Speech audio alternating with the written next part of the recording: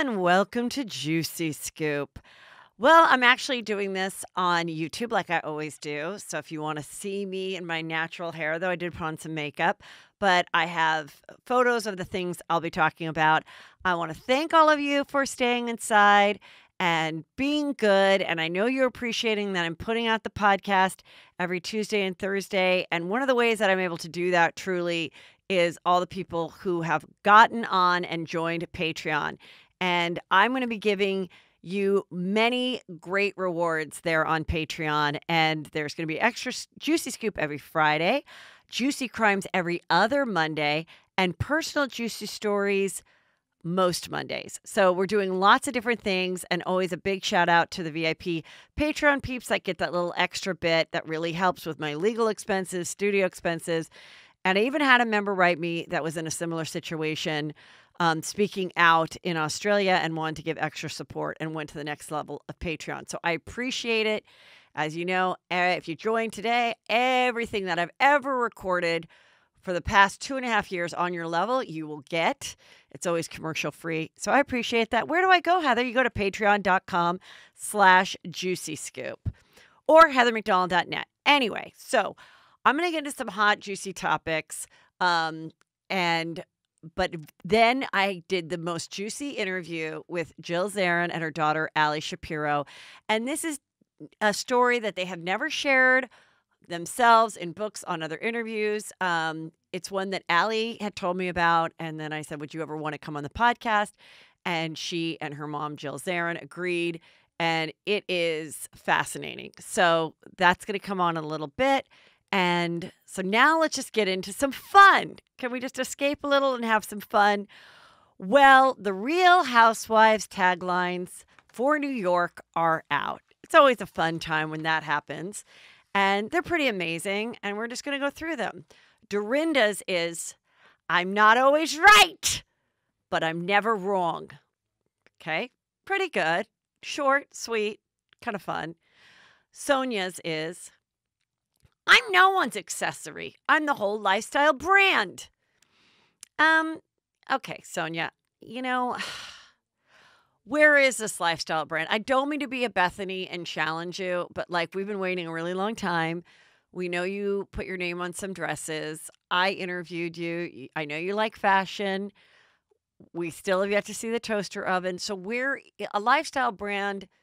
I don't know. Doesn't that kind of mean you're in linens, you're in this, you're in that? I don't know. But good for her that after doing this for 10 seasons, she's finally like, maybe I should push my other business a little bit into my tagline. So whoever is the latest intern, Jeffrey, who's probably 21 and goes to NYU and works for her, whoever you are that told her, why don't you say this in your tagline? Good for you, for the marketing expert that she got in touch with. Now, Leah is the new girl. We really don't know anything about hers. But hers is, I might float like a butterfly, but I still sting like a bitch. Okay, now for those of you that are too young, like Kelly, I don't know if you've ever heard that expression. Oh, she does know. Okay, so it's Muhammad Ali, who is one of the famous boxers, but he's past, he's old. I mean, I don't know how many young people understand what that means. Is she a boxer? I don't know. Do we see her go to one boxing class? Does she own a boxing gym? I don't know why she said that. Is she allergic to bees? Well, we don't know. We're excited to find out. My girl Ramona might just be the best one we've ever heard. It's, I don't need to find love because I love myself. And who can't stand behind that one? Especially with us all having to be by ourselves, you better love yourself. So good for you, Ramona, for thinking ahead of time and going, I think a lot of people might just be by themselves and they shouldn't be sad that they don't love anyone. Okay, but themselves. Tinsley's. Life isn't a fairy tale, but I'm hoping mine is the exception. Okay, we get it. You're getting married. You're 43. You still like to wear, cute little outfits and skirts. So, okay, good for you, princess. Go be a princess again. I'm okay with it. And Luann's is, raise the curtain, lower the lights. I'm taking center stage in my life. And I say, good for you, Luann. I like it. Um, I'm sure we'll see her doing the show a lot this season. Again, she knew. Use your brand. She needs people to go to the cabaret show. So let's put it in the tagline. Now, this was some fun that we had on Juicy Scoop Obsessed. What is this, Heather, you keep talking about? It's a private Facebook group. I started a couple years ago. You have to listen to the podcast to answer the question in order to be let in, because it's not just gossip. It's really a community that supports each other. But everybody is fabulous and they post great things. And when you're not fabulous, you get kicked out. Okay. You're an asshole. You're a weird little troll. You don't get to stay in the group. So someone posted, and I forgive the person, forgive me because I just realized I didn't write down their name, about what tagline should be for Housewives if they were quarantined. Best quarantine taglines. And I'm going to give credit to some of the ones I loved. Okay. These two came from Cole Etzo. And he said, I used to flip tables, but now I'm hiding under them. They say we should all stay in our house. Now I'm saying, which one? Love it. Junior James says, when you're the queen of the castle, social distances is nothing. Love it. I can't even read my own writing. Ben Bryan, I think is his name. Coronaviruses? No, thank you. Let me know when there's a buttery Chardonnay virus. That was cute. Christy Stable said, I social distance with a fabulous circle of people.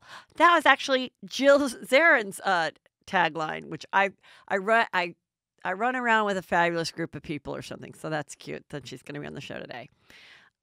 Thea Washington said, some think I'm mean, but they bow down because I'm the queen of quarantine. Very clever. I just have a few more, but these are so good. Alberta Triana says, social distancing should be a crime when you look this good.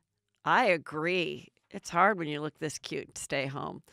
Okay. Adam, God, I have a horrible writing. Heather, why didn't you type it out? I don't know. Something. Sheen. Thank you. She looked it up. Adam Misty Shoe. Whether I'm working my job at the airport or my job at the ambulance, I'm fucked either way. That one was sort of sad, but kind of great. The person that made it is Marissa Elise. Oh, the person who made the whole post is Marissa Elise. So thank you. Okay, Lisa Reese says, I'm passionate about hand sanitizers, just not crazy about hoarders. Remember that came off of Lisa Vanderpump's one about the bitches and the dogs one. Okay. Aaron O'Hagan, you can try to push my buttons, but only Instacart can ring my bell. Clever. Brian Pitt, life isn't all Lysol and rosé, but it should be. And this one just comes from Carly's walk-in host's husband. Carly walk-in horse husband. She said her husband was saying a bunch of fun ones. And he said, some say looks can kill, but one sneeze from you and you're toast. I'd add dead. Okay, I'm going to change your husband's too. Some say looks can kill, but one sneeze from you and you're dead. What a fun group of people we have listening to Juicy Scoop. Okay, let's get into some fun shows. So speaking of Real Housewives, I watched Real Housewives of Atlanta, which I've been telling you guys to get on. And they all went to Greece. And I have a photo here of all of them in their bathing suits in Greece. And they really all look amazing. And they all have wonderful, long, like wrap outfits really great beachwear. If you want to just watch this episode and then go on their social media and I'm trying to buy the thing that Cynthia Bailey wore. I really love it. Anyway, I've said this before. These women say the most cruel, cutthroat, below the belt things about each other that I've ever heard on the franchise. And I don't know, I guess it doesn't matter because they all do it. They call each other bald-headed. You know, your edges don't look good. That's all hair stuff. You and your wig leave. You and your fake butt. You and your, Daddy long legs, you and your buffalo body. I mean, I just cannot believe the things that they say. And but then they all get along. Now, this is the thing. They all rip also they also say let's not rip on each other's businesses on the show, but they kind of do. I think the fact that it works is that they because they're all so terrible to each other, they are all in it together and they're like, "Don't mess with my money. We're just going to stay on the show and keep it coming." So, I don't think that they've ever really said to each other like, "Look, I'm going to be really awful this season. I'm going to say some of the meanest shit I've ever thought of, but it's so we stay on the show and that so we stay the number one franchise." I don't think they do that, but I think they secretly know that about each other. So, Nene and Kenya still hate each other and they're trying to do some fun things. And Candy, who is truly the game player of this whole thing, she goes, "You guys, we're going to go to Lindsay Lohan's beach club." And yes, it still exists, but Lindsay didn't make an appearance. And we're going to do some group building exercises. As if anyone would do that that wasn't doing a reality show. So they run around, they connect arms with each other, and they're in their suits, and they look pretty cute. And then after that, they go to have they're going to have their final dinner. And Candy says to Cynthia, since Kenya and Nene aren't talking, let's do a Greek tragedy play. And the tragedy is that they're not talking.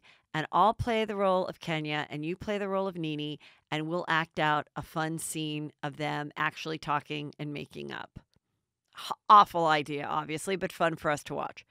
So they get up there and they say what they're going to do. And Nene is just like, "Nope, forget it. I'm out. Bye. I got to go to the bathroom. I got to go to the bathroom."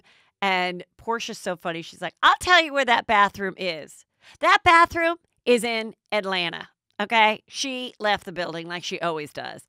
And they go back and they show all these scenes of times where she has just felt set up or like, I'm too smart to put myself in this position or I don't like it. I'm leaving.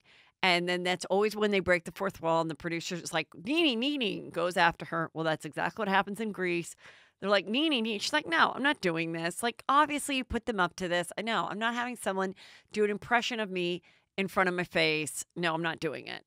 And everyone's like, "Oh, okay, well, time to pack and leave." And but the one thing that Kenya is holding against Nene is when she was pregnant, they didn't like each other. And on camera, Nene said, "Oh, Kenya, she's going to give birth to a buffalo." And so now Kenya's holding on to the fact that you called my child, who, by the way, Kenya's baby Brooklyn is gorgeous, a buffalo. And Nene's like, "I did not call your baby a buffalo. I was calling you a buffalo." And so it's a bit of a stretch to try to, I mean, it's just, but if you're a buffalo and you're giving birth, wouldn't you also give birth to a buffalo? The whole point is, it's like, Nene's like, "Oh, stop your bullshit. We all say horrific things to each other, and that's why we're still on TV. Can we just stop it? I'll make up with you. I'll say I'm sorry. Who cares?" Because she was saying such mean things to her. She was calling her bipolar, saying that's why your husband left you. I mean, Nene's ruthless, but she knows this is her only gig now. You know, Ryan Murphy isn't going to put her on 911, which that show is back, by the way, you guys. And I love it. They have two versions. Austin, not as fun. LA, a lot of fun. That's one of the ones that I watch with my boys, like 90 Day Fiancé. Watching with Drake has really made the show go by with me. It's like we're having our own little pillow talk on 90 Day. And it's pretty fun. And of course, this guy David is dating this Russian woman that he hasn't seen in 7 years. So we still haven't seen her. It's bullshit. So is Yolanda and her English guy that we have not seen. And his Instagram just disappeared. You know what would be fun is if Yolanda found out that the person that was her English guy was actually Mary from Sister Wives, who was catfished herself a couple years ago. Now, I did not come up with that scenario. Heather Porto did. That's right. I'm giving props to everybody. But how fun would that be? Anyway, those two people are clearly being catfished, and they're just going along with it. Lisa and Soldier Boy, Lisa, who's 52, just does not understand what it's like to be the other Soldier Boy, not the one here, but the Nigerian one who she's boning in Nigeria. She's just very jealous. Ed finally made Rose cry. Big Ed. He's the guy who said he was 5'2", but he's really 4'11". And Rose is his Filipino love. She cried because he said, I need you to take a STD test. And she said, well, then you take it. And he said, well, I'll take it when I get home, but you have to take it here. And she's like, well, that's not very fair. And she started to cry. And I agree. Why can't you take it there? What, you're not going to, medically, you don't want to go take it there, but you're going to make her take it before you bring her home? I'm on Rose's side on this. Jeffrey, the one who has all the issues now that we're finding out that he's with his ex-wife and girlfriend, that there's been domestic violence reports made. He's very upset with Vyra, whatever her name is, in Russia because her friends let it slip at a lunch that he is not the first guy that she's been in a relationship from America. And that was his concern. And he's like, you lied to me. He walked off. He threw his arm at the cameras. He's very pissed. So I don't know where they'll go. And then Avery, the pretty single mom from America, who's with the kind of hot Australian guy. He's got crazy eyes. They're very disturbing. We find out that his brother's going to meet them to eat, to have lunch or dinner or whatever. And the Australian boyfriend with crazy eyes doesn't drink or do pot. They didn't say anything about coke. No, just kidding. But he does have kind of like that look. But he doesn't do anything, I guess. And so he's worried that his brother will judge Avery because Avery loves cannabis and she loves her wine. And that's where we're at. It wasn't a super eventful episode, but join in, and maybe next week I'll have Drake really come in and break it down. Maybe some juicy stuff will happen next week. Sister Wives, I made Peter watch. I thought he might be interested in the storyline that is renting versus buying. Literally, there's nothing else that's going on in this show. I don't know why I watch it. I just think I like that they have each other and that they can join together and all hate Cody equally. That's the only thing it's like comforting to me somehow. It's like a warm blanket on me every time I watch it. And so I go, Peter, just watch this. An entire episode of him convincing Robin, wife number 4, that they need to buy because there's no rental properties in Flagstaff. And Robin doesn't want to buy because then that would take a big chunk of money away from them building their houses. Well, Cody's such an idiot that he didn't realize when you buy a big piece of property that's in the middle of nowhere, it's going to take 2 years just to get the infrastructure, just to get the plumbing, the wiring, electricity out there, water out there. So guess what? They're not going to have their houses on Coyote Pass until their kids are probably all out of the house. And who wants to live near a place called Coyote Pass anyway?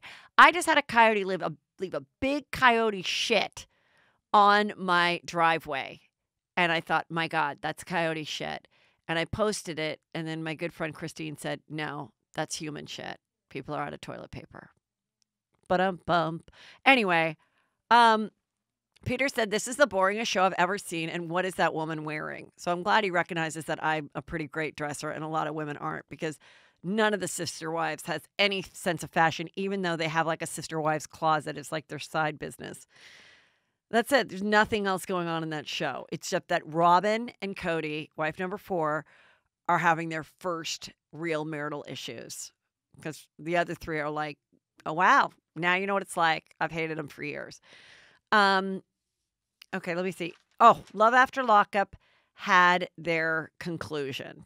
Oh, can you just go get me real quick my Love After Lockup Barbies? They're right on the table there. Just for the video aspect, I have my Angela and Tony ones.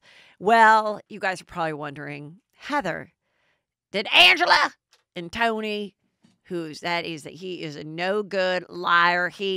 I took his SIM card out, put it in my phone, and saw him talking to whores, talking about threesomes. He works at a motel, and he was going to tell her he was going to let some hookers have some free rooms so that he could give them a free room and he'd get sexual favors. And I said, forget it. But they still got married. And here he is on his motorcycle. If you go to my YouTube page, I have the dolls out. And they planned their wedding on the beach. And her sister didn't want it. And neither did this guy, Tommy, who's in love with her. He didn't want it. But her son, who we never knew that she had a son, walked her down the aisle. And they got married and they kissed. And they had a cake that had him in an orange jumpsuit. I'm like, some of these things that they do. Let me just tell you about Love After Lockup, people. A lot of it is fake and set up. These people are doing what the producers are saying. There's been several scenes that I'm like, this is fucking fake. I'm sorry. There are some things that are fake that I believe are fake. I believe that they're a real couple, but some of these things like, hey, let's do a wedding cake where you're like still in your orange jumpsuit. All right, if you're going to pay for it, WeTV. We are. Okay, fine, I'll have it. So at the end of it, they showed they're married. And then they said 24 hours later, 48 hours later, Angela's doing an interview and she's looking through his phone. And sure enough, he's been texting women. She did the thing. She took out the SIM card, she put it in her phone, and she calls him up. And she's like, Tony, it's Angela. I can't believe you've been texting these bitches. I can't believe it. And because she'd put up with a lot. They had had a bachelor party. And they went to the strip club in which she showed up at the strip club again. Come on. These things are so lame. Like that's actually going on. So, but him actually cheating when they're not filming. Yeah, that's happened. So I don't know if they're still together. They're going to keep this party going. Megan and Michael, that's the blonde girl with the two adorable babies from Michael, who is the former prisoner. He's got a new girlfriend named Maria. Anyway, Megan, her voice changes when she's talking and she's like, Michael and I, we are going to co-parent together. We're going to do our best for these two little girls. Then when she confronts Michael and his new girlfriend, Maria, she's like, don't you be talking to me. Don't you even look. I take care of those babies, okay? I gave birth to those babies, okay? Michael, I do it all for you. And then that's the way you act to me? You disrespect me? You step up to me? Oh, hell no. You take that bitch, Maria, and you think she's ever going to be around my kids again? Oh, no. How dare you? Step back, bitch. And then she's like, the next scene, she's like, yeah, it was really hurtful. The way he treated me outside of the hotel in front of his new girlfriend, Maria. So, I don't know. Lacey, Sean, and John. Boy, does this girl, Lacey, enjoy men fighting over her. Talk about, she's the ultimate gaslighter. Can I just say, Lacey, I like you. You're entertaining. But holy shit. So she's got Sean, who's 21, that she married. John, she's married to. Oh, fuck, I can't remember. She's married to the 21-year-old. Oh, it's Shane. Sorry. It's Shane and John. Shane is who she married. He's 21, and they got married last season. She got rid of John, her boyfriend, who's like 33, that she's been on and off for years.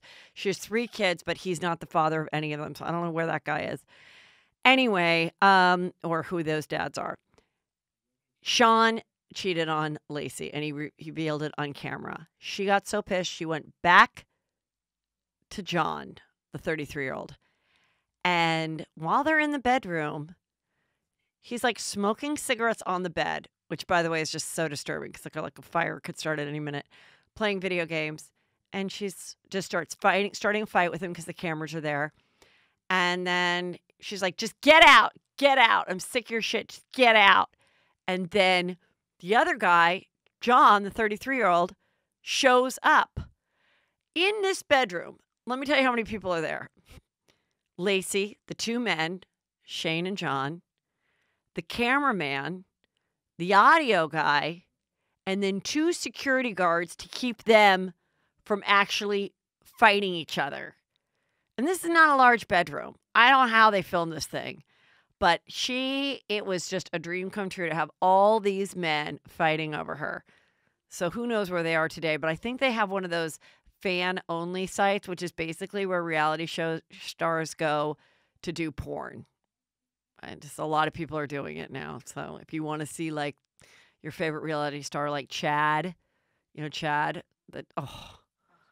Chad that was on The Bachelor, he came to do my show and he was pushing all these fitness products. Then he went out and smoked a cigarette. I was like, really? That was weird. Anyway, he's on that. Clint, oh, poor Clint, his mom and Tracy. Tracy, my goddess, Tracy, my goddess. She is addicted to motherfucking crack. And he begs for her to go to rehab. She does. Oh, they also reveal that she had an abortion with him on the show, which I thought was I thought it was sad, but also that they'd reveal it. And so she's mad at him for that. And he's kind of like, well, I didn't want you to do it. And they're talking about it openly. The last scene is he drives her to rehab. His mother, he's very close to, is like, Tracy, we love you, girl. You're going to be better when you go to rehab. You're going to be so much better. And Clint goes, I know you're going to be the 2% that makes it, Tracy. And my son goes, 2%? I go, yeah. Only 2%, I guess, stay clean on their first time to rehab, which I guess that's the thing. Many people have to go back many, many times. Anyway, I hate to tell you this. Might be a shock. It was not successful. She left after 24 hours. And if you're following them on social media, he's still very angry with her. So I don't think they're together. Andrea and Lamar, well, she was the one who's from Utah. She's been visiting her man for 7 years. In that 7 years, they gave some money to a guard and they got pregnant in the closet. And now they're married and he lives in LA and she lives in Utah and she's a Mormon. And that the whole family has decided to move to LA. And that's how that ends. So I don't know who's going to make the next round of these people. I mean, I have my favorites. I don't know how much I'm totally enjoying the show because I do feel like there's some fake stuff. But you know who's the winner, who's the real winner, is Brittany. She has long red hair. She's with Marciano. They did a lot of fake scenes, by the way. A lot of her thinking he was cheating and actually he's going to get poker lessons. Like that whole thing was. But what was cool about Brittany is she had really kind of like a great moment where she's like, we're not going to be our parents. I had a horrible childhood. I was 12 and my boyfriend was 30. I had 2 babies, which I was forced to give up for adoption. I'm now married to you. We have 3 kids, 2 together, 1 that she had before him. And we are going to make this family work and we're not going to be our parents. And I was like, wow, this girl who, had childhood trauma, was homeless, obviously was molested, raped as a young child by an adult, had to give up 2 kids, was a lesbian in prison, came out, got on this show, and it's pretty remarkable. So she's kind of the good story. So I hope that she continues on. All right, you guys, let's get into this juicy interview. Now, we did it on Zoom. But it sounds great, I think. And obviously, we can't get in person with people. We're doing the social distancing. But anyway, they're in Boca Raton right now, Ali Shapiro and her mom, Jill Zarin. And here we go with this really juicy interview.